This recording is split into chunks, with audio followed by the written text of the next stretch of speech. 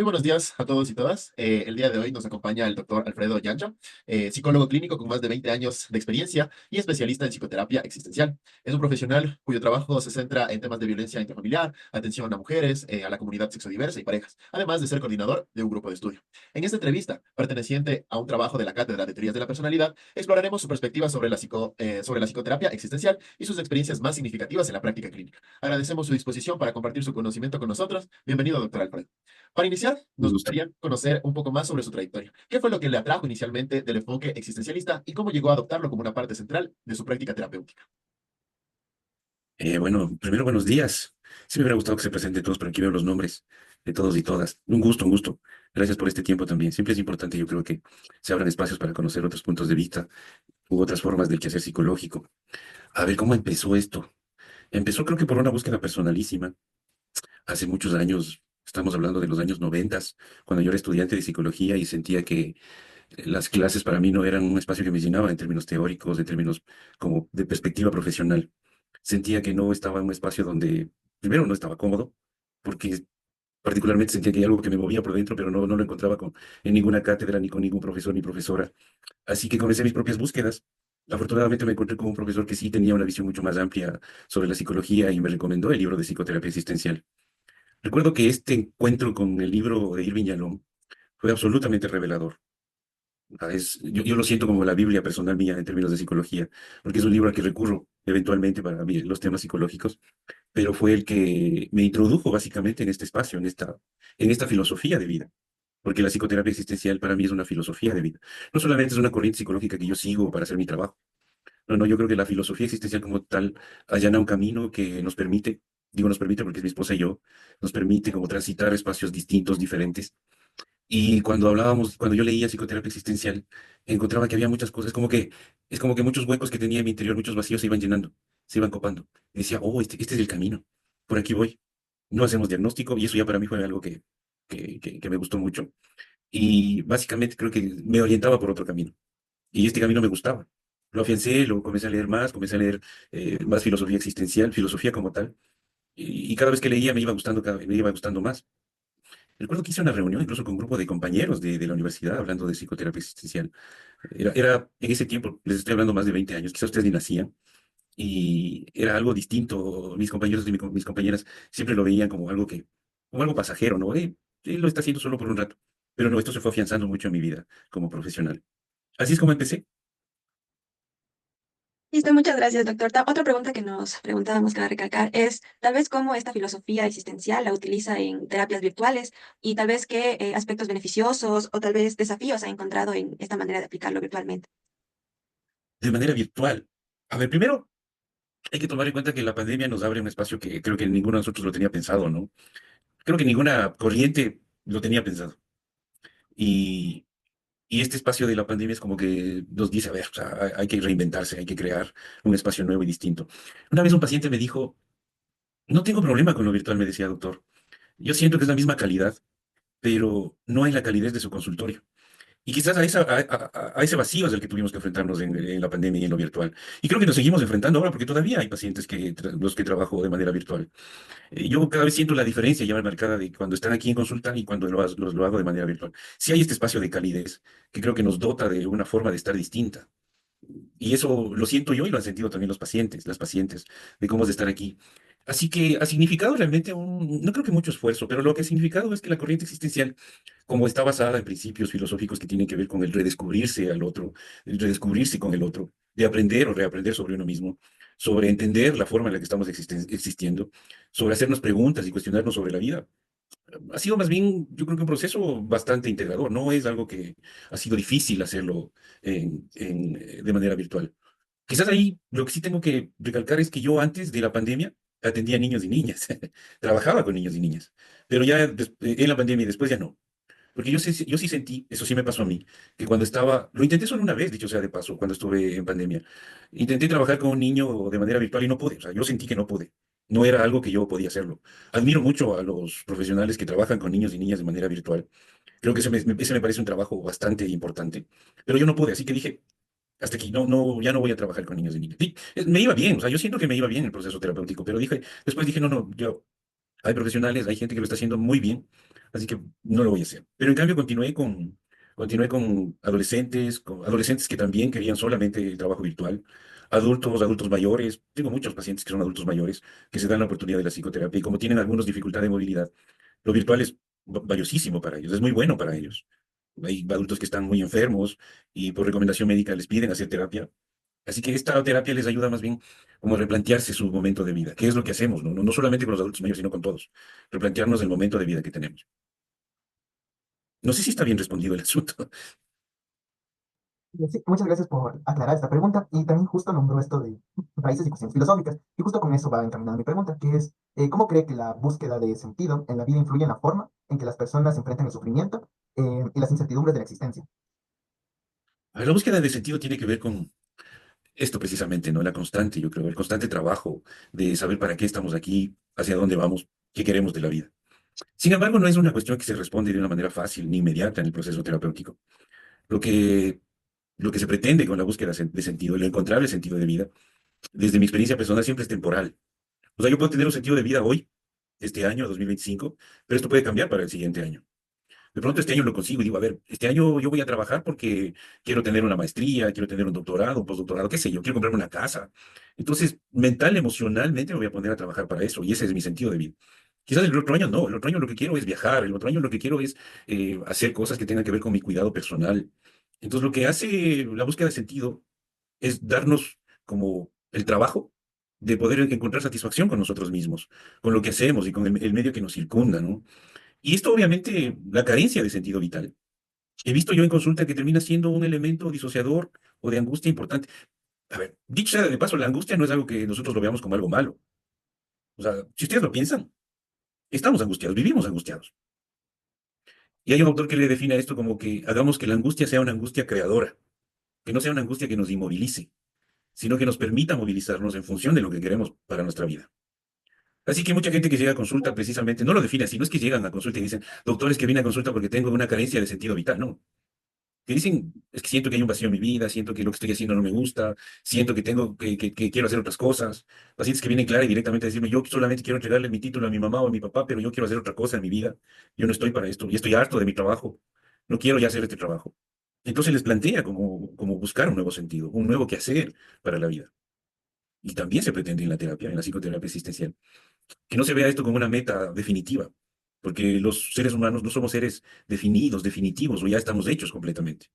Por eso cuando viene una persona y dice, es que yo soy así, así me voy a morir o así me hicieron, siempre les hacemos notar que esa es una declaración básicamente como de incompetencia, ¿no? De haber perdido la fe en uno mismo. Porque siempre hay mucho por hacer por uno mismo. Incluso con dolor, con angustia, con desesperación, con profunda tristeza, siempre hay algo por hacer. Y es en el proceso terapéutico donde se redescubre eso. Buenos días, doctor. Gracias por su respuesta. Doctor, leyendo e investigando un poco más acerca de la psicología existencialista, llegué a un aspecto que me pareció muy interesante, que es cuando se habla de la libertad y la responsabilidad.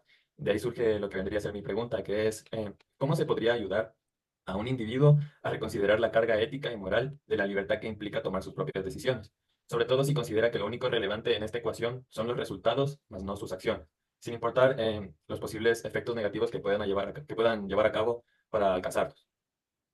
Wow, esta pregunta. Hazme esta pregunta con tus propias palabras, Mateo. Es decir, ¿cómo nosotros podríamos hacer que un paciente que acuda a nuestra terapia pueda reconsiderar la carga que tienen sus acciones si él considera que lo único importante de estas es el fin que va a alcanzar? Es decir, lo único importante para él es alcanzar su objetivo. Y a pesar de esto, no contempla si el camino que lleva para alcanzarlo es bueno o es malo. Ujú. Gracias, Mateo. A ver, la libertad y responsabilidad es una articulación que no se rompe, no se quiebra. Y es precisamente el proceso terapéutico el que le dota al paciente de este reconocimiento. O sea, eres absolutamente libre, pero atente a las consecuencias. O sea, yo soy libre de, qué sé yo, de salir a la calle y pelearme con el tendero cada vez que me da la gana, pero va a llegar un día en que el tendero se va a hartar y me va a caer a patadas. Y esa es la consecuencia. O sea, yo de hecho soy un ser libre y puedo hacer lo que a mí me da la gana en términos generales, si ustedes lo piensan. Pero esta libertad siempre se va a encontrar también con la libertad del otro o de la otra. Así que si una persona se plantea objetivos o se plantea un sentido de vida, desentendiéndose de la responsabilidad, lo más seguro es que tarde o temprano van a haber consecuencias. Y yo puedo desentenderme de las consecuencias en un momento dado, pero no voy a poder desentenderme de las consecuencias del resto de mi vida. O Así que si viene una persona y me dice, es que yo quiero alcanzar qué sé yo, la gerencia de una empresa y esto me importa un comino a quien vaya pisoteando en el proceso. Sí, lo puede hacer. De hecho, hay elementos ahí que se ponen en juego como la desconsideración, la falta de empatía, la falta de humanidad y de reconocimiento del otro, de la otra. Y todo eso va a traer una consecuencia. Yo voy a alcanzar la gerencia de este lugar. Y si voy pisoteando a mucha gente, va a haber un momento, y esa es mi libertad, ¿no? Pero va a haber un momento en que van a haber consecuencias. Y no se trata de ponernos ni moralistas ni nada que se le parezca, ¿no? Sino se trata más bien de entender con mayor profundidad la dinámica existencial. O sea, asumimos libertad, pero no podemos deslindarnos de la responsabilidad. No tiene que ver con que ojo por ojo, diente por diente, o que si cometes pecados te van a castigar y te vas al infierno. No, no, no. O sea, tiene que ver con un hecho absolutamente existencial. Yo soy libre de hacer lo que quiera, pero también tengo que aceptar las consecuencias. Sí. Bueno, muchas gracias también por esa respuesta. Justamente mencionaba que en la perspectiva existencial se basa bastante en el significado de la vida, la libertad, y a mí me surgía la duda por el lado un poco contrario, que sería respecto a la conciencia de que uno puede en cambio morir. Entonces, quería preguntarle, en su experiencia, ¿cómo afecta la conciencia de la muerte a las personas en el proceso terapéutico desde la psicología existencial? ¿Y cree que puede ayudar a las personas a lidiar con esto sin que caigan a una visión negativa totalmente de la vida? Bueno, primero no creo, yo estoy seguro que la idea de muerte salva a la gente. O sea, eso lo he aprendido durante cuando fui estudiante y ahora que soy profesional. Soy un convencido de que abordar el tema de la muerte en consulta es necesario. Y esto no tiene miramientos de ningún tipo, ¿no? Si viene una persona y me dice, yo me estoy muriendo, y eso de hecho pasó, llegó un paciente hace muchos años a decirme que tenía semanas de morir, y hablamos sobre la muerte. Hablamos sobre lo que él pensaba sobre la muerte, cómo se sentía por la idea de muerte. Igual, es otro tema que no viene así como diáfano a la consulta, ni claro, ¿no? Pero yo lo abordo siempre como una forma de entendernos finitos, porque eso es algo que debemos reconocer. Nosotros nos vamos a morir. Yo me quiero morir a los 80 años, le digo a mi mujer. No quiero vivir más. Creo que 80 es una edad en donde todavía quizás tenga algún tipo de libertad. Física me refiero. Así que creo que uno debe decidir también eso. Y hacerle ver a la gente, esto ayuda mucho a entenderse, como les decía, finitos, y a entender sobre el trabajo que tienen que hacer en su propia vida y la validación que tienen que hacer sobre la vida que tienen. El tocar el tema de la muerte, el abordar la muerte, el entender la muerte, el saber sobre la muerte. Socialmente se tiene entendido de que cuando hablas de la muerte es como que le estás invocando, ¿no? Irving Yalom dice que hablar de la muerte es como mirar al sol. Hay un libro incluso que se llama Mirar al sol de Irving Yalom. Lo puedes ver solamente un rato, pero no lo puedes ver mucho tiempo porque te duele. En consulta, aunque nos duela, lo hacemos. Viene gente que está en duelo, ha perdido familiares y se habla sobre la muerte.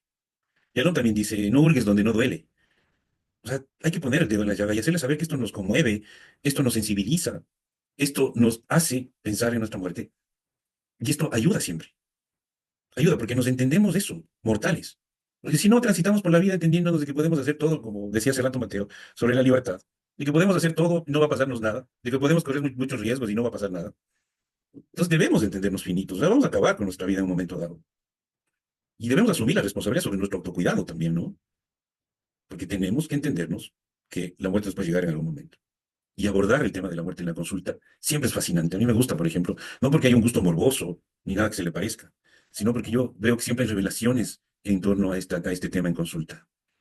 La gente dice, no, yo no he pensado, es que a mí me da miedo, tengo miedo a la muerte, es que no sé cómo vaya a terminar. Con las personas que les decía yo que atiendo de tercera edad, he hablado con gente que se está muriendo. Entonces hemos hablado sobre lo que ha hecho en la vida, sobre cuál es la idea de cielo, infierno, de Dios, de la creación. Hay un tema que se extiende, hay un grupo de temas, mejor dicho, que se extiende cuando se habla de la muerte, que como les digo, le hace muy fascinante el encuentro terapéutico. Muchas gracias por su respuesta, doctor. Y bueno, y por Y último, todos, para ir todos se llaman cerrando, Mateos. sí, coincidimos, nos llamamos Mateo los tres. Y bueno, para ir cerrando este espacio de preguntas y respuestas, a nosotros como grupo nos gustaría mucho que nos pueda compartir alguna experiencia enriquecedora que haya tenido en intervención terapéutica desde el enfoque existencialista. Wow, esta es una pregunta tan amplia que tendría que tomarnos mucho tiempo porque lo enriquecedor del encuentro terapéutico es precisamente el encuentro terapéutico. Y hay cientos de pacientes que han pasado por consulta que tendría que irlos nombrando uno por uno. Así que, Mateo, yo precisamente pienso que uno debe estar abierto a que el encuentro terapéutico sea una experiencia, y así es como definimos de psicoterapia existencial, sea una experiencia única, no sea una cosa repetitiva, no sea una cosa que está preelaborada o preescrita, Por eso es que yo no comparto mucho sobre varias corrientes psicológicas en las que te hablan de que debes hacer un plan terapéutico, debes tener una entrevista estructurada. Incluso decirlo me da una cosa de incomodidad sobre el encuentro psicológico, porque yo creo que hay que hacer énfasis precisamente en la libertad. Es como que cada encuentro estamos con esta ansiedad inicial, como cuando empezamos el encuentro, no sé si les pasó a ustedes. Yo sí estaba un poco nervioso sobre este encuentro. Y eso es bueno mirarlo, porque uno se reconoce humano. Ya tengo más de 25 años haciendo este trabajo y todavía me pongo nervioso. Está bien. Entonces, si es que nos limitamos, Mateo, a que sea solamente una experiencia única, yo creo que ahí estamos atentando contra el encuentro. Es fascinante cuando tenemos cada sesión con mis pacientes y uno se está inquieto y qué pasaría y cómo diría y cómo estará y qué cosas pensaría. Es más bien como uno que está abierto a lo fascinante del encuentro, al encuentro con el otro. No hay una cosa, hay cierto tipo de lineamientos, pero que no son tampoco una camisa de fuerza. Porque yo recuerdo que como estudiante, el profesor me decía, debemos tener una planificación de tal manera de que la sesión uno, la sesión 2, la sesión 3, 4, 5, 6, se habla, se trabaja, se hace esto. Yo decía, eso no es verdad. El ser humano es tan incierto que lo único que hago es cuando tengo la siguiente sesión con mi paciente es, ¿y cómo le fue? De pronto yo tengo algo preelaborado y quiero trabajar en eso. Se rompe todo el encuentro porque lo único que haría es forzarle a mi paciente a hablar sobre lo que yo quiero que hable. Cuando el paciente tiene la libertad de venir y decir todo lo que ha vivido, lo que ha sentido o lo que ha experimentado entre una sesión y otra. Así que quizás la respuesta, Mateo, es que no hay una experiencia. Es toda la experiencia como profesional existencial que te la podría describir y te la acabo de decir, ¿verdad? Es todo este sentir, todo el encuentro. Por eso lo llamamos encuentro. No es la consulta psicológica, no es la cita psicológica, es el encuentro. Porque aquí en el encuentro es un humano con otro ser humano, en donde los dos nos redescubrimos y los dos mutuamente aprendemos sobre el uno sobre el otro y nos enriquecemos de la experiencia de vida. Ok, luego de esa última pregunta, pues de esta forma concluiríamos la entrevista. De antemano, pues queremos agradecer al doctor Alfredo Yancha por compartirnos su tiempo, por compartirnos sus experiencias y su conocimiento, sobre todo, que es lo más importante. Desde luego, estamos seguros que cada uno de estos aportes serán muy valiosos para nuestros compañeros dentro de nuestra formación académica también, incluso para posteriormente también profundizar mucho más dentro de diferentes corrientes y perspectivas en la psicología y que de seguro pues formarán parte de nuestro accionar profesional. De antemano, pues agradecerle, doctor. Y pues nada, muchas gracias por compartir su tiempo. No sé si tal vez quisiera compartir algo más antes de terminar la entrevista. Sí, quizás, Steven, decirles que no sé esto, dónde van a ponerlo, dónde me van a ver.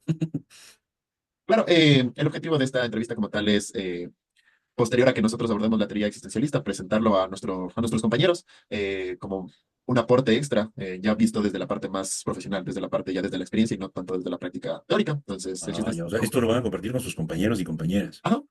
Bueno, quizás aprovechando esto, Steven y Mateos, Chile y Doménica, decirles que la psicología no se nutre solamente de la psicología. Creo que es importante que nosotros busquemos otros caminos también. Siempre insisto, han pasado por consulta muchos profesionales de la psicología. Quizás algunos sean profesores de ustedes ahora, psicólogos de formación, psicólogos que ya tienen años de formación, psicólogos que se han graduado, psicólogas que se han graduado hace mucho tiempo, han pasado por mi consulta. Y les he dicho siempre lo mismo. No se nutran solo de la psicología. Nos pasamos leyendo libros de Jung, de Freud, nos pasamos leyendo libros de Yalom, de todos los autores psicológicos. Pero la poesía, la literatura, las novelas, el teatro, la música, el estar en un parque, el salir a la iglesia inclusive, son espacios que nos nutren psicológicamente también. El encuentro con el otro tiene que ser visto precisamente desde esta perspectiva de lo que yo le decía a Mateo hace rato, de la fascinación del encuentro. Se trata de sensibilizarnos y entendernos de que podemos aportar y los otros pueden aportarnos a nosotros en la cotidianidad. Así que no hagamos que nuestro paso académico por la universidad solamente sea este agotamiento o este cansancio de que tengo que hacer trabajos, tengo que hacer deberes, tengo que hacer tareas.